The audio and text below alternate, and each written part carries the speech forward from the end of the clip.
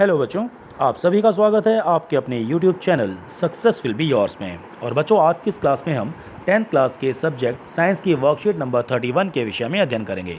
और इस वर्कशीट का टॉपिक है लाइट, रिफ्लेक्शन एंड रिफ्रैक्शन। तो आइए बच्चों, शुरू करते हैं आज की क्लास।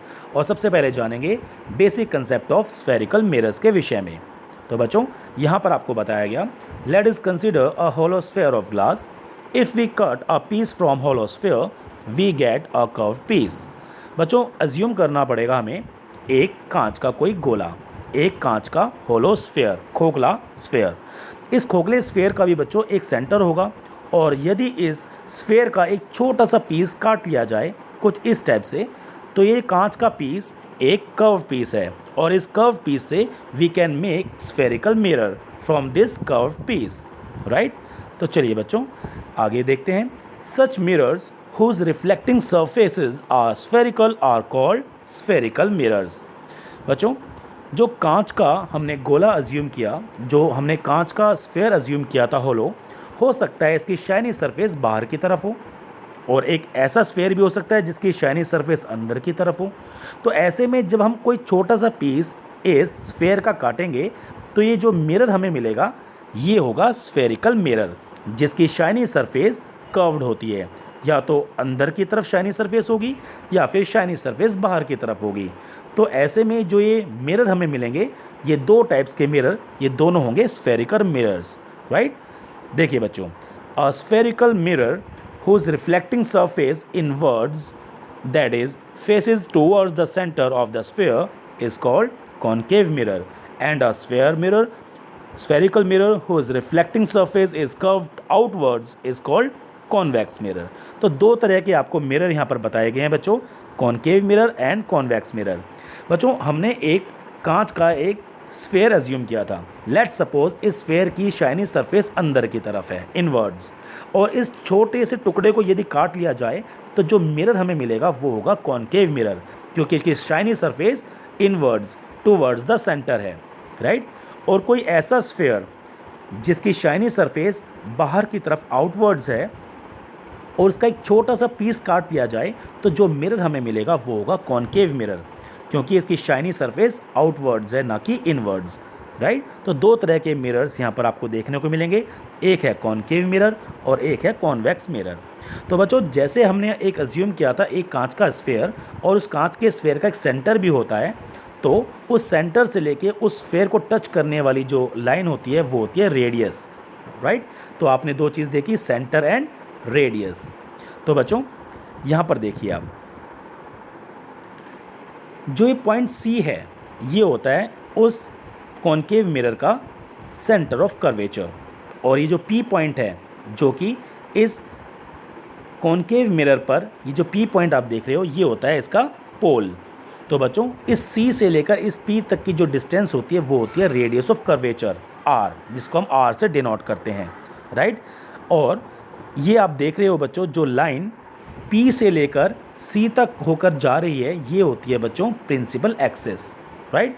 तो ये बात थी कॉनकेव मिरर की। कॉन्वेक्स मिरर के लिए भी बच्चों सेम होता है कि जैसे ये मिरर आप देख रहे हो जिसकी शाइनी सरफेस बाहर की तरफ है, इसका अभी सेंटर ऑफ कर्वेचर होता है जो कि इनवर्ड्स होता है, और पोल से लेकर सेंटर तक की जो डिस्टेंस होती है वो होती है रेडियस ऑफ कर्वेचर, और जो लाइन पोल से लेकर सेंटर से लेकर जा रही होती है ये होती है बच्चों प्रिंसिपल एक्सिस।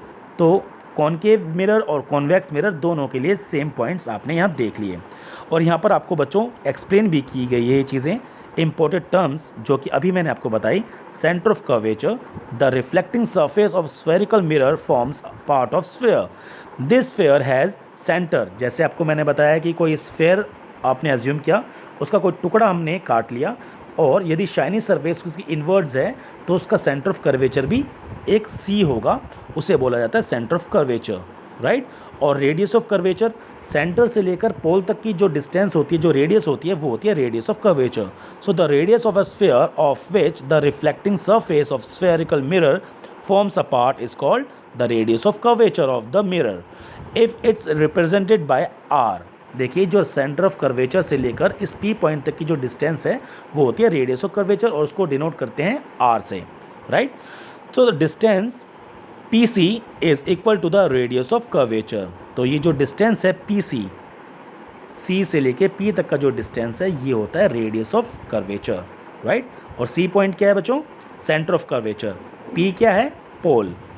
तो बच्चों प्रिंसिपल एक्सिस के बारे में आपको आगे बताया गया। Imagine a straight line passing through the pole and the centre of curvature of a spherical mirror, this line is called principal axis.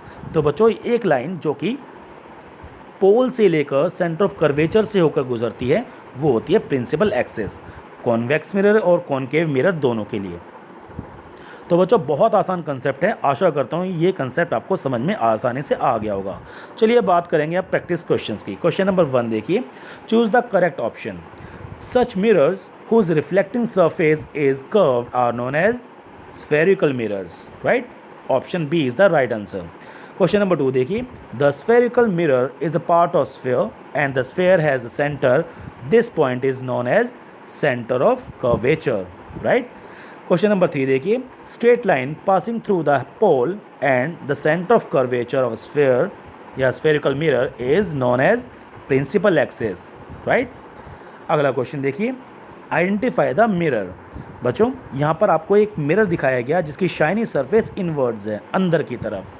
तो ये कौन सा मिरर हुआ? Concave mirror, right. Option B is the right answer. अब देखिए बच्चों question number 2।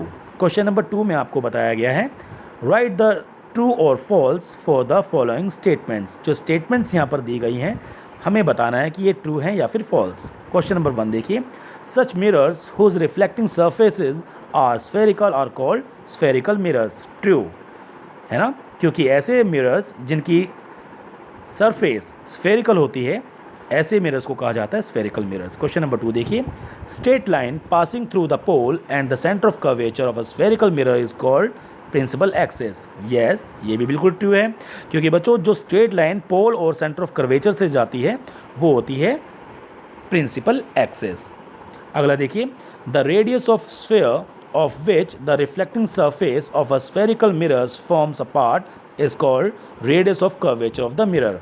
Yes, ये statement बिल्कुल ठीक है बच्चों, कि जो स्फेयर है, रेडियस ऑफ द स्फेयर जिससे कि एक रिफ्लेक्टिंग सरफेस स्फेरिकल मिरर की हमें मिली है वो कहलाती है रेडियस ऑफ कर्वेचर। सी से लेके P पॉइंट तक की जो डिस्टेंस है ये होती है radius of curvature, right. Question number 4 देखिए बच्चों, plane mirror is a spherical mirror, no it's false. क्योंकि प्लेन मिरर बच्चों कुछ ऐसा होता है जिसकी शाइनी सरफेस अगर इस तरफ हम मान के चलें तो बच्चों ये देखिए ये सरफेस बिल्कुल स्ट्रेट है ना कि कर्व, तो ये स्फेरिकल मिरर नहीं होते। क्वेश्चन नंबर 5 देखिए बच्चों, convex mirror is not a type of spherical mirror. ये भी गलत है, ये भी फॉल्स है, क्योंकि जो कॉन्वेक्स मिरर होते हैं वो कैसे होते हैं? शाइनी सरफेस आउटवर्ड्स बाहर की तरफ होती है, और जो कॉनकेव मिरर होते हैं उनकी शाइनी सरफेस इनवर्ड्स अंदर की तरफ होती है। और ये दोनों ही टाइप के जो मिरर्स होते हैं ये स्फेरिकल मिरर्स कहे जाते हैं, राइट। तो बच्चों ये एक्सरसाइज यहाँ पर आज कंप्लीट होती है और ये कंटेंट भी हमने यहाँ कवर कर लिया। आशा करता हूँ ये कंटेंट आपको बहुत अच्छे से समझ में आ गया होगा, और जिस प्रकार आप बहुत मेहनत करते हो मेरी वीडियोस देखकर, मैं आशा करूँगा कि इस कंटेंट को भी आपने अच्छे से समझा होगा और लिख लिख के आप इसकी प्रैक्टिस भी करोगे।